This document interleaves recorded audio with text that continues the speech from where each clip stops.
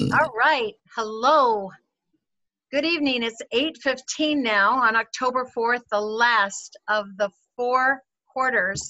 This is the last quarter of 2018 where we have so graciously been blessed with Troy Albright with True Garden and Tim Blank, Tower Tim, who is our amazing leader down at corporate. I just want to really review really quick that Tower Tim has been, fondly referred to as Tower Tim. He graduated in 1992. He began his career at Walt Disney Company at the land of hydroponics greenhouses at Epcot Center. He spent his early years conducting cutting-edge research with scientists from NASA and Disney. And in 2000, Tim was promoted to chief horticulturist and the greenhouse manager of the land. So I know that he is the Juice Plus company acquired Future Growing in 2016 with the vision to spread Tower Garden technology all over the world. And Tim now serves as Chief Technology Officer for the Tower Garden division. He spends the majority of his time speaking publicly and about the future of farming and developing the next generation of products at the Tower Garden Lab.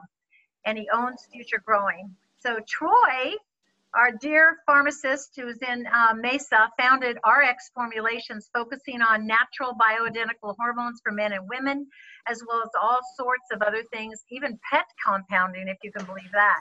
He and his wife, Lisa, founded True Garden in Mesa, Arizona, which is an Arizona-based True Garden, which is the premier vertical aeroponic food farm for the Southwest. And boy, did we have production in that greenhouse all summer long. So Troy, this food farm is the first of its kind facility operated by solar power, designed in partnership with Future Growing, with vision to drastically reduce the region's agricultural water consumption while making local living produce available year-round in the hot desert regions of Phoenix and the Southwest. I know a lot of you on this call tonight maybe live in other cities that maybe experience the same kind of weather that we do in Phoenix, but now we're heading into fall and we're heading into our winters. And so for us in Arizona and maybe in New Mexico and maybe some of the other climates, we are really blessed to go into the largest growing system actually in the United States. So I'm going to start off with Troy, first of all.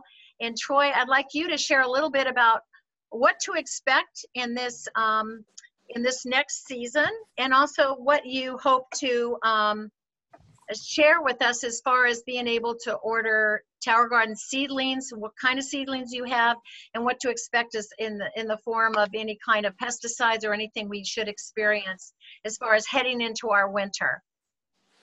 Right? Oh, great. Yeah, all right. Thanks, Alita. I know that Tim will be joining us. He's had a horrific day. I guess he had a flat tire and trying to get that changed. And so anyway, he'll be joining us here shortly. But I appreciate letting me join in here. We got some exciting things. So those of us in the Southwest here, the fall is our spring.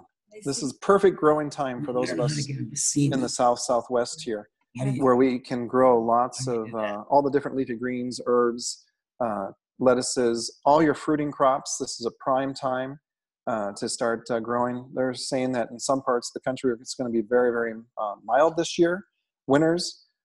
We haven't had a lot of rain. Fortunately, just got some rain recently, so that helped. But we're excited about the ability to ship seedlings all over the U.S. Typically, we have over or close to 100 varieties of seedlings to ship. And wanted to talk about, we're going to have a lot of bugs this year, especially in the Southwest where it did not freeze. So in Mesa, it didn't freeze again. So, we're expecting to see quite a few aphids. And again, we're stocking all those organic products that Tim originally carried with Future Growing, the pyrethrin and the neem oil, and there's different insecticidal soaps. So again, we're carrying all those things and selling those things on our website as well. And the last thing I want to bring up, so that way we can get to Tim here, because I see he just joined, is we're going to the second generation of a new growing media. So I keep getting requests for an organic type growing media. And so we're finally going to be making that jump. We've been playing with cocoa core for over almost 2 years now. And we're finally going to make that jump into using a certified organic growing media. So we're excited about that. The incredible thing is it's actually round. It'll fit that port perfectly. You'll have less algae because you'll have less light. Again, the fact that it's a certified growing media, and it's not that Rockwell hasn't been a good media. That's not what I'm talking about. Just the fact that it's a certified organic media. So our seedlings will then be certified organic seedlings. So here we use organic seeds as well as this growing media. So we're excited about that. I know there's going to be a little learning curve.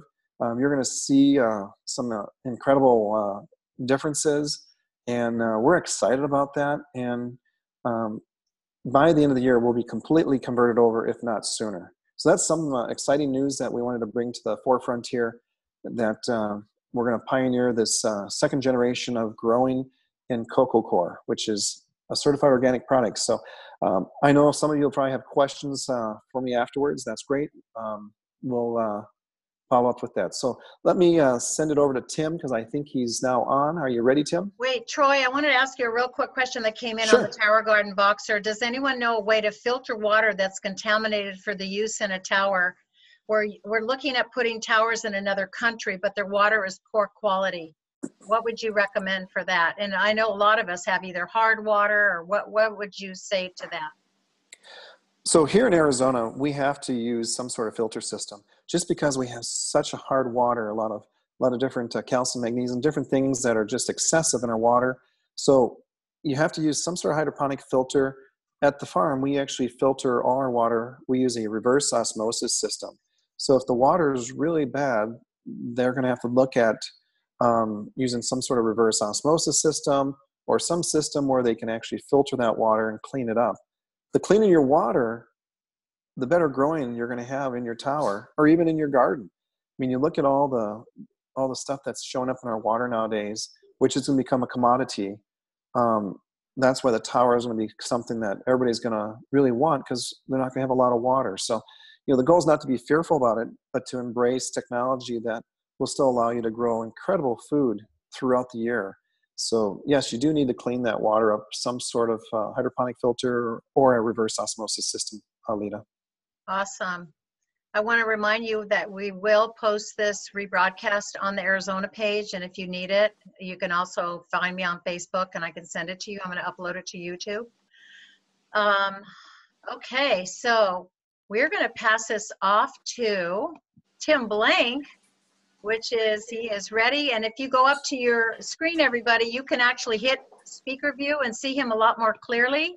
I will spotlight him right now. So go ahead, Tim. It looks like you're grabbing lunch or dinner really quick. Hey, it's so good to see you, Lita and Troy, virtually here. Thank you for having me. So I just wanted to start off with tonight, if there's Alita, if there's a few questions when I get done, we're doing a little bit different format. I would say, if 2 or 3 questions come in, we want to take the time to ask them tonight. I've been hearing so much incredible activity in the Arizona area because I think I've spoken there about 3 times in the last year and a half, and I get little notices from each of you out there.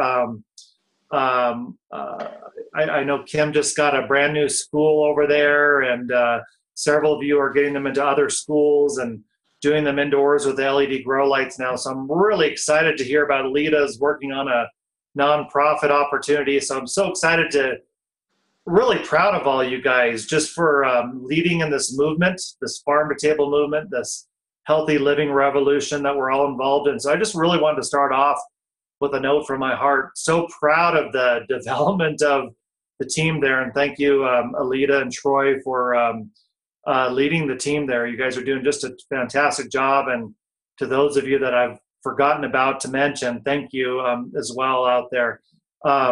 So I'd like to start off with maybe just following up with what Troy said about water filtration.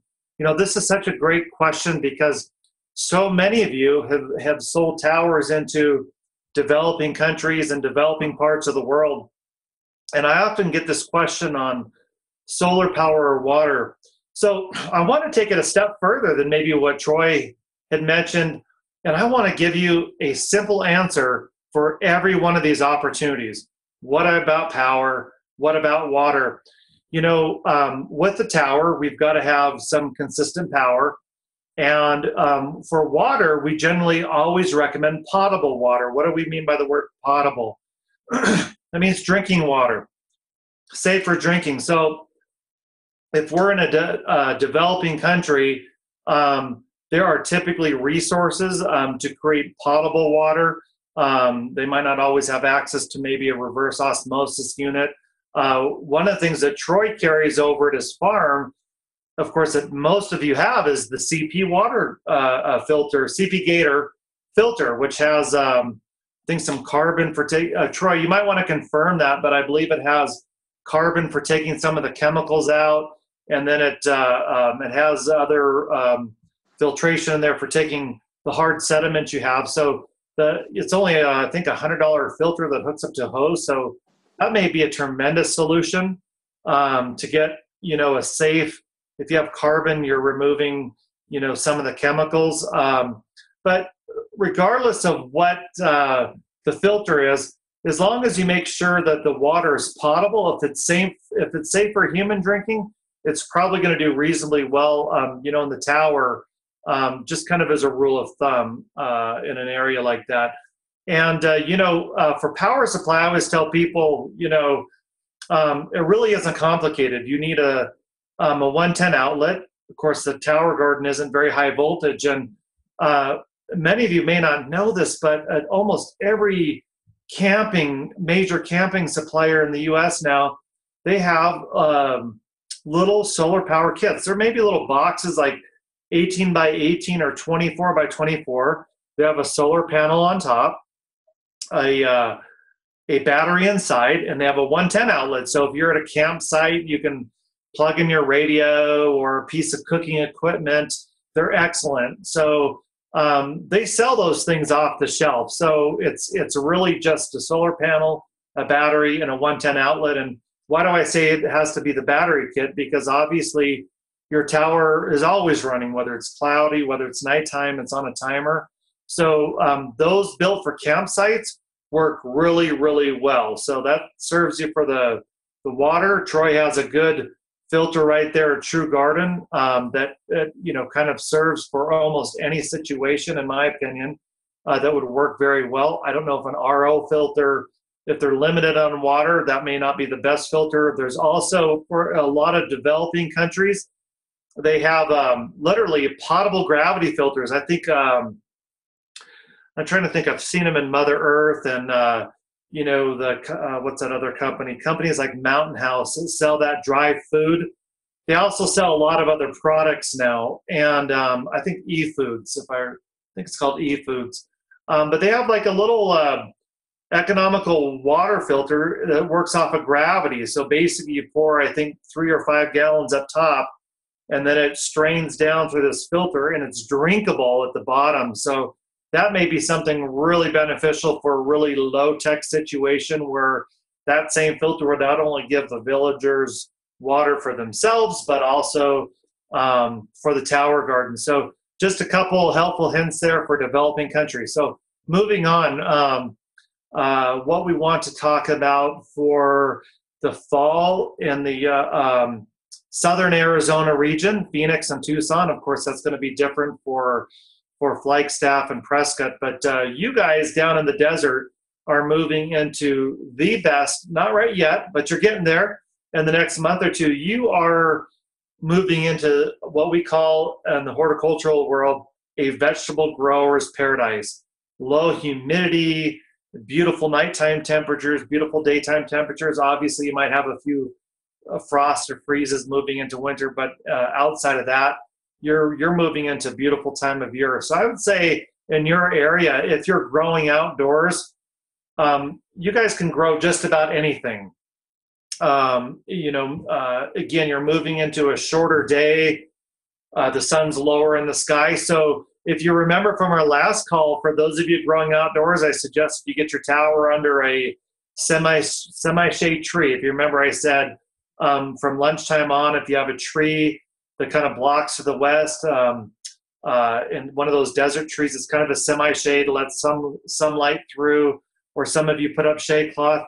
Well, now we want to do something different. By the time you hit November, you want to get that tower moved out to full sun if possible, where it's going to get the entire day. And your tower is going to do beautifully like this through April. Grow just about anything, like I said. The one thing you want to watch out for is it all depends on your winter. Alita tells me that some winters are mild and some winters are, you can get several freezes. So if it's a mild winter, you probably have nothing to worry about. If it's a colder winter where you're dipping down into the 40s and 30s, basil is going to be very difficult to grow. Cucumbers are going to be very difficult to grow. But pretty much everything else, for the most part, you're going to do just fine with, for those of you growing outdoors. So you are heading into your growing season. So if you know people, I know there's several of you that do classes. I think True Garden probably still does classes monthly. If you're new to this tower gardening or urban gardening, I strongly recommend one of those tower gardening classes over at True Garden, just to get a little feel for the crops and the seedlings that'll work great for your area. But you are moving into the easiest time of year to grow outdoors. So lots of sunlight. If you remember our fertilizer tips from last year, when we were in the summer, we were at 1 to 400. So as we move into the fall, we're going to be 1 to 300 outdoors. And I would say in the heart of winter, December, January, February, if it's getting really cold at night, your nights down into the 30s or 40s, you might want to go 1 to 400, or excuse me, a full strength, 1 to 200 for maybe 2 to 3 months, somewhere in those months, December, January, February. But for the most part, you can be 1 to 300 outside of that until we move back into the hot summer heat. And then you're going to go back to 1 to 400. So for those of you, again, that are new to this call, 1 to 200 is full strength, and 1 to 400 is half strength. So that's just kind of how you tell the difference there. Now, I know I heard through the grapevine that there's some new people on this call, that some of them, there is so many people in Phoenix and Tucson. Last time I was visiting Troy's greenhouse doing some video for the Tower Farms division of our company, I saw so many new condos and apartments popping up. I drove through Scottsdale to get over to Mesa, and there's, it looked like 20-story high-rises going up around some lakes. And so, even if it's a favorable growing season, so many of you that are growing in the tower, so many of you that have some Tower Garden customers, our LED lights here have really opened up the market for you. I'm in love with them. I'm growing with them indoors year round and having just a tremendous amount of fun doing it. And so I really want to inspire you guys. If you've not purchased an LED light yet, and even if, like Alita sends me pictures frequently of those beautiful towers in her backyard, and they're luscious and they're full and they're big, and she's got one started and one at medium size and one at full size. So she has a nice little staggered system going there. Oh, that's a great idea. I always recommend that, because then we never run out of food, right? For those of you that are living this lifestyle, that are doing salads from your tower, you're harvesting tomatoes from your tower, you're doing smoothies for your shred 10, right? These staggering your tower so you never run out is really important. But growing indoors, you can do the same thing. So I always keep 2 indoors. If you don't have grow lights yet, I'd strongly recommend getting some. One of the things I want to show you that I'm doing indoors is I started off bug-free, and we have some 60 seconds with Tower Tim that talk about how to scout, how to spray. So one of the things I do is indoors, because my plants aren't outdoors, they really remain bug-free. But once in a while, an aphid can come in on your clothing, or the flying reproductive male aphids could fly in your door accidentally, or an animal can bring them in the house. So I'm always scouting. And what the cool thing about indoors is, if you only get one aphid in, you can just do a target spray really quick. And again, we have some videos that talk about that. But I want to show you with indoor towers, we do this a lot differently. So I'm keeping my towers very maintained, right? We don't want our plants growing past the lights. So one of the things that we teach on indoor growing is really keeping up with your harvest all the time. So I want to show you that actually all these seedlings I ordered from True Garden, they've been coming bud-free for 3 years for me, so I just keep ordering them. This is some butterhead lettuce up here, some green summer crisp. There's some green onions down there. Love these. I mean, these are, I used to love the onion chives, but I've noticed the green onions, where they kind of get overgrown outdoors, they stay a lot more slender under the LED. So really love that. Have some beautiful dill down here. Oh man, that smells so good. And this plant down here, Troy is growing this. This is stevia. And just one single stevia leaf will sweeten up an entire smoothie in the morning that I give to my daughters and my wife. So just some fun, simple tips when you're growing indoors there. And anyway, that kind of covers, generally speaking, what I had for some simple outdoor tips and some simple indoor tips. Oh, yes, did want to show you one more item here. Indoors, one of the things that we've heard with the towers,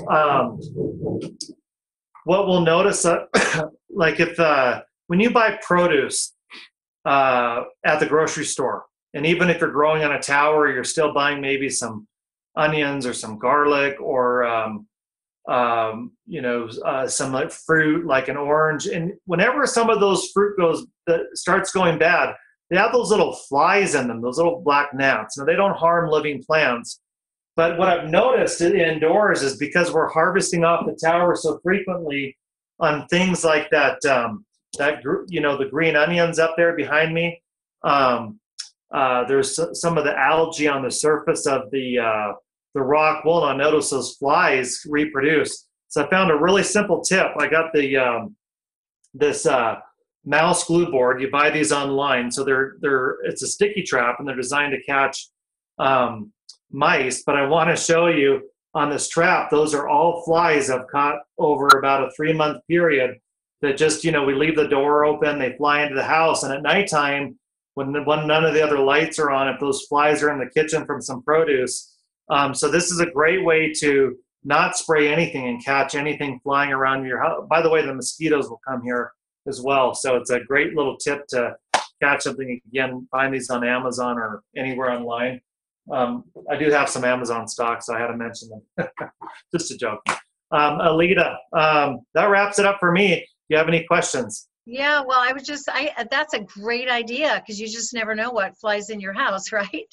And by the way, so which I didn't mention is most flying insects are attracted to yellow. So I get the mouse traps that have the yellow sticky, not the white sticky. If it's a white sticky, they're not going to fly there as readily. But yellow will attract most flying insects. So what is the difference between these new lights and our last ones? Do you like, hands down, on scale from 1 to 10, which ones do you like better? You mean with the LEDs or the T5s? Or? Yes, both of them, the difference between both of them. Oh, gosh, like any product, we were out looking at some cars the other day. So kind of like your car, I'm a big Honda and Acura fan, for those of you that know me. So, you're super excited the day when we bought our Acura 11 years ago, and we're a lot more excited to look at one today. So really, when you have a great product, every generation improves as new technology comes out. So when we developed the T5s, Alita, we basically were trying, at that time, T5s were the leading, most affordable indoor hydroponic growing light. And so we not only had to find something that worked, but we had to find something at a price point around that $200 to $250 price point, really is kind of that palatable price point that we'd found that people find were affordable. I think 4 years ago, the LEDs were around $800. So they've cut in half several times between 4 years and today. And so I should say 8 years ago, they were about $800. And so they kept coming down. And finally, when they got to a price point that was affordable, we developed the system you see right here. So they both have similar growth. I've seen a slightly improved growth from these LED lights. But the most important thing, Alita, is when we changed to a different system, we overcame several of the hurdles that we had with the previous generation. So we always are listening to our Tower Garden customers and growers and making improvements from that, right? So these are using less electricity. So 125 watts. You hardly, that's a living room light bulb. You hardly, to me, I don't really notice anything on the electric bill running these two or not. It doesn't even seem to move the needle to the degree that bothers me. So the LEDs they're nice. They have a lot of red and blue spectrum. They're low wattage, so we get tremendous growth out of them. But one of the things that I really love with them is the timers. These ones plug right into the shower cap. They have adjustable swing arms. The timer's right there. There's no cords in the way. So, the T5s, they attach to the cage. They have more cords. So kind of after listening to feedback, we just kind of tightened this one up and we put all the electrical and all this stuff up there in the cap. So we're just loving them. They're simpler to use. If you have the T5, or keep using them. It was a great model, but every generation gets better. So I just think these also have a nice finished look to them that, you can get in and work your tower really easy. Your plant cage isn't in the way. So those are just some of the key benefits that I've seen personally using the LEDs. In fact, you just save so much time not having the cage in the way that, Alita, frankly, harvesting is funner. It's quicker. Cleaning your tower, transplanting, we all have busy lives. We have kids, we have obligations. So anytime you can speed something up or make it simpler, for those of you that have watched, keep up with my 60-second videos, I'm all about that. Great. And what about the herb attachment? Is that working out really good for everybody? Yeah, wow. We are absolutely loving this. That's my microgreens planter there. I'm doing the kale, the chard, parsley, lettuce, the green onions, and we use excuse me. We use Jessica and I have really enjoyed those as salad toppings. So we kind of call that our salad buffet of baby greens. So basically, we are literally every day harvesting off of one part of that. And one of the tips, I'm glad you mentioned that, Alita, because one of the most important tips that we have learned, without microgreens is just to simply keep cutting. And you'll notice that the green onions there almost look like chives, where the green onions over in the other tower were thicker and more rounder. And that's because what I have found is that when we cut frequently, the leaves stay baby, the chives stay thinner. So really enjoying that and just using that to top the salad every night. We have people over all the time for dinner. The best way to sell a tower or to get people involved in the healthy living revolution and the Shred 10 program is invite them over for a salad from your tower.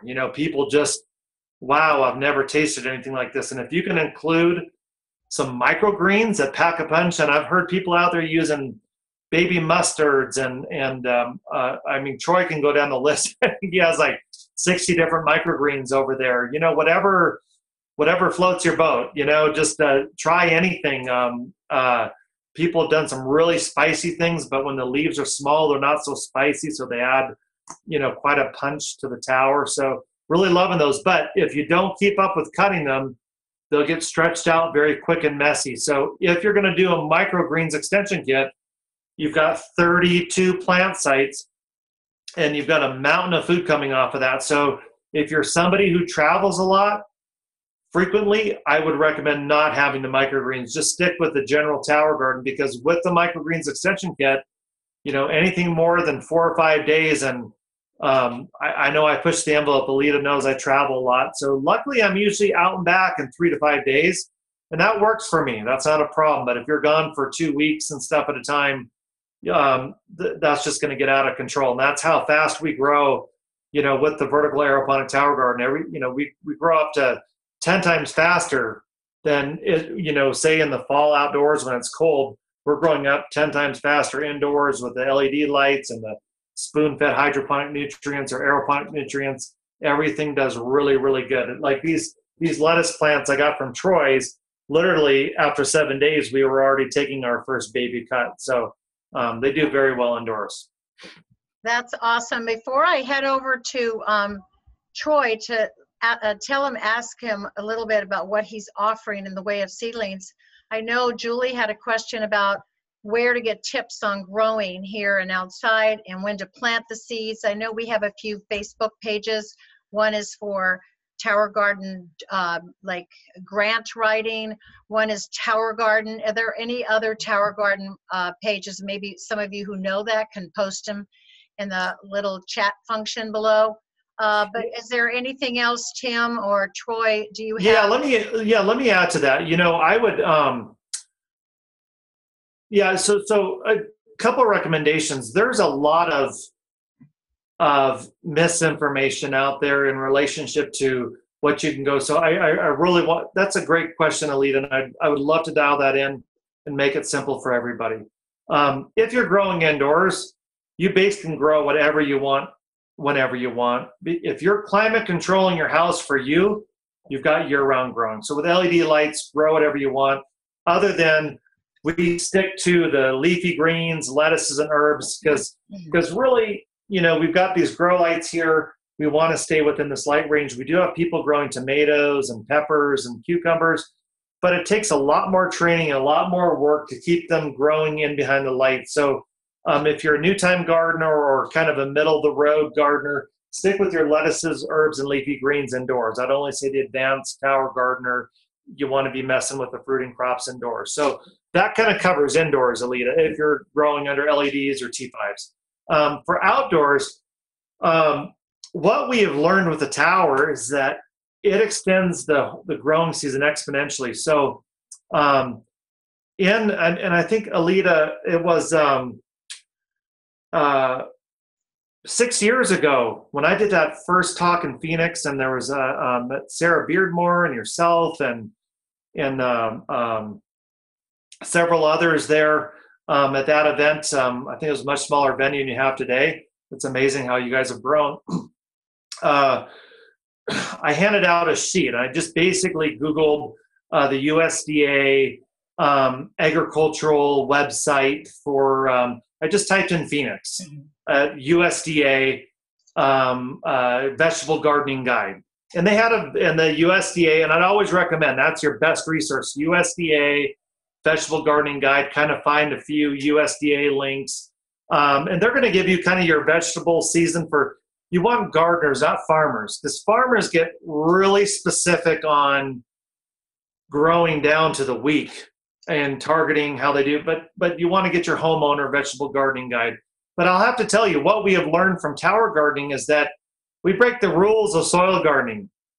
We can grow in the hot summer, well through the cool spring into the warm spring, into the early summer, into the hot summer, and we've had those conversations on previous calls. So the tower garden really extends and stretches that. But again, I would say, in addition to what I just mentioned, one of your best local resources for those of you that are local, just walking into True Garden and talking to the people in the resource center there, they're going to be selling locally what works locally. So if it's I can assure you that if it's the middle of winter, one of the things that I love about our certified seedling suppliers, we have some really good ones out there. True Garden is one of our top seedling suppliers. That's why I buy from them. They come in bug-free. But for those of you local, Troy's not going to sell you basil if you're growing outdoors in Phoenix, and he's going to tell you that, or whoever's working in the store that day. So they're a great local resource. So I would say between that and the USDA gardening site. But again, Alita, you're moving into right now moving into your fall, November, December, you can literally grow just about anything. The one thing that Troy gave me feedback on one of the workshops I attended there a couple years ago was that if it's a colder winter where you're getting the frost or freezes, the cucumbers and basils they just kind of sit there. They're not dying. They're not really live. They're just kind of sitting dormant. So and it's very similar for us in Orlando. We go through the same thing. We're a little bit more humid, but we pretty much grow, I would say, from November to May, we pretty much grow everything outdoors in the Central Florida area where Living Towers is at, and Jan Young's crew, and where my home base is. It's very similar for you guys in Phoenix. It's easier for you because you're not as humid. So I kind of stick with that rule of thumb for these coming up from November and about 5 months out. Just about anything other than basil and cucumber in the heart of the cold. January, late January, early February, I think it usually hits for you guys just like us in Orlando. So stick with that. You don't have to overthink it. And, one of the things that I've taught since the beginning of my tower, and I remember my earlier farmers there out at Montecito Urban Farms in California, and they used to kind of repeat this, look at all these beautiful plants we have in the tower, right? If you made a mistake, who cares? Take 1 or 2 plants out, toss them, put them in your compost, and just replant with something that's working. I think sometimes I've seen moms and dads, they love their tower garden so much they kind of treat their tower gardens like kids, like they all have to survive every cold. Plants come and go. So I'm a horticulturist. I love plants, but if you lose 1 or 2 plants, don't worry about it. Or if they're not working well for you and your environment, just get rid of them. And that's kind of what Jessica and I and our kids have found. There's just certain things that we can grow everything on the tower garden. I'm a degreed horticulturist, but I don't want to because some things are really difficult and they can get testy at certain times of the year. So I just stick with what works. And a lot of what you're seeing in my tower, lettuces, herbs, onions, chard, kale, parsley, stevia, that type of stuff is a no-brainer. Keeps on growing. Well, thank you so much, Tim. I hope you stay on for a minute because I'm going to unmute everybody. Okay, so I was going to open it up for Troy now. Can you just share a little bit about what you have available for seedlings right now? Oh, sure. Alita, we have close to 100 different varieties of leafy greens and herbs. You mean 4 or 5 different varieties of lettuce, 4 or 5 varieties of kale, spinach. That's a big one. That's a cool season crop. We've got celery coming up. That's another cool season crop. Lots of Swiss chard. All the different herbs you can think of. This is the time to get your oregano and dill going. Trying to think of the basil. So those that are growing inside. We also carry the heaters now too. So as the nights cool off, there's always that option to put a heater in the reservoir, which then heats that water, which then will help that plant survive those cooler nights as well. But yeah, no, we have close to 100 different varieties of products. A lot of fruiting crops, several, 7, 8 different varieties of tomatoes, a couple varieties of cucumbers, zucchini, squash. So we have a lot to pick from. And we're excited to offer this and be able to ship these all over the United States, Alita.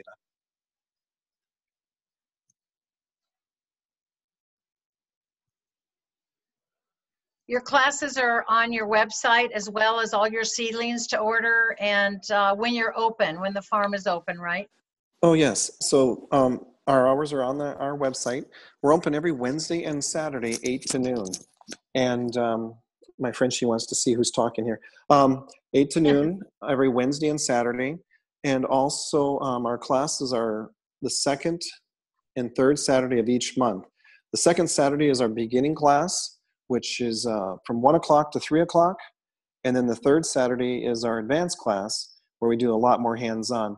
Both classes, we do some sort of walk by the greenhouse, talk about the greenhouse. Depending on the size of the class, we may even go in the greenhouse on the advanced class where we do hands-on cutting and trimming, showing you how to cut things and do it and giving you the opportunity to actually participate and have some hands-on. Because that was the biggest thing we saw, that people really wanted to, get a pair of shears and actually cut. Are they cutting it properly? And so that way they felt confident. So again, we're really trying to educate you, every time you come in, you know, at the Resource Center, and we get excited about that. So yes, all those things are on our website, Alita. What is your website again? Oh, the website is truegarden.com. And then Tim, your website for all your 60-minute plugs and everything? 60 seconds, yep. I don't know if I ever keep them, any of them at 60 seconds, because I get long-winded. I love plants.